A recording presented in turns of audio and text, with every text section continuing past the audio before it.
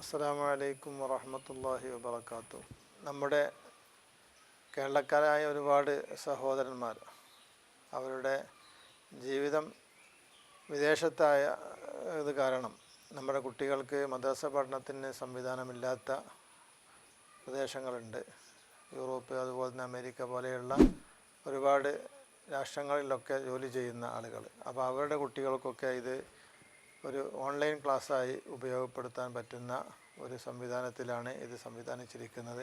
അപ്പോൾ ആ സംവിധാനം ഉപയോഗപ്പെടുത്തി നമ്മുടെ കുട്ടികളെ മതപരമായി ഉയർത്താൻ, അവർക്ക് മതപരമായ അറിവ് അവർക്ക് ലഭ്യമാക്കാനുള്ള സൗകര്യം ഇതിലൂടെ നമുക്ക് ലഭ്യമാണ്. മാഷാ അല്ലാഹ്, ആധുനിക സംവിധാനത്തോടുകൂടെ നടത്തപ്പെടുന്ന ഒരു സ്കൂളാണ് നമ്മുടെ ഈ സ്കൂൾ. അപ്പോൾ ഓരോ കുട്ടികൾക്കും അനുയോജ്യമായ രീതിയിൽ,